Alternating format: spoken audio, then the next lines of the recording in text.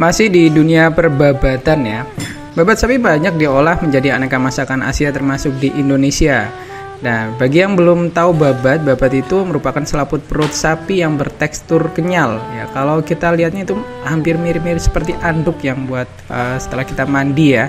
Nah, babat sapi ini yang sering kita temui di pasaran banyak yang berwarna-warna ya, ada yang warna putih dan berwarna kuning. Perbedaan warna babat ini dipengaruhi dari pemutihan pada babat. Babat dari sapi yang baru disembelih memiliki warna kekuningan, hampir kecoklatan hingga kehijauan. Sementara babat yang berwarna pucat, hampir putih merupakan babat yang telah diputihkan dalam larutan klorin untuk menghilangkan kotorannya. Berikut ada 4 langkah yang bisa kamu coba untuk menghilangkan dan membersihkan babat supaya babatnya enak dan tidak bau.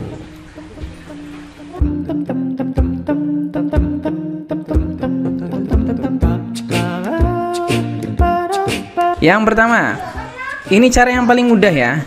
Yang pertama adalah gosok pakai garam kasar. Membersihkan babat sapi yang tidak diputihkan dimulai dengan memotong dan membuang semua lemak yang tidak diinginkan dan bagian yang tidak terlihat. Selanjutnya, gosok seluruh babat dengan garam kasar lalu dibilas dengan cuka. Nah, ulangi proses ini sampai tidak ada kotoran yang terlihat. Dan kemudian kikis seluruh permukaan babat dengan pisau yang tajam. Dan terakhir, bilas babat beberapa kali dengan air.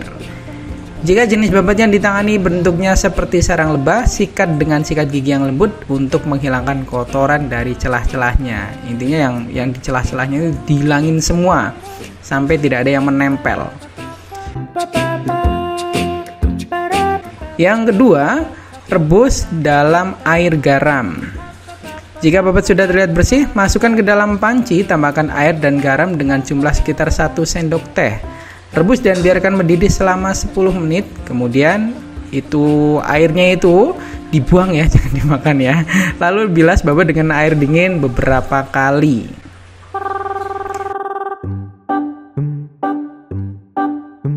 Untuk langkah yang ketiga, potong babat ya, dipotong sesuai dengan keinginan. Setelah direbus, babat siap dipotong. Bentuk atau ukurannya tergantung pada hidangan yang ingin dimasak. Memotong babat setelah direbus setengah matang akan mempersingkat waktu untuk memasak hidangan babat nantinya.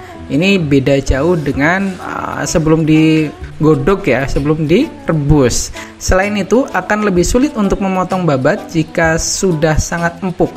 Karena tekstur babat itu terlalu lunak ya. Kalau sudah terlalu matang, terlalu lunak, terlalu bleber, itu susah nanti untuk dipotong-potong.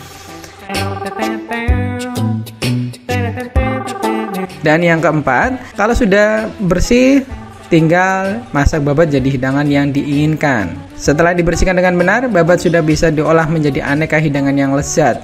Babat yang sudah dibersihkan juga bisa digunakan untuk persediaan makan mungkin selama beberapa bulan ke depan ya. Kalau stoknya banyak, mungkin pas pada saat Idul Kurban dapatnya babat semua.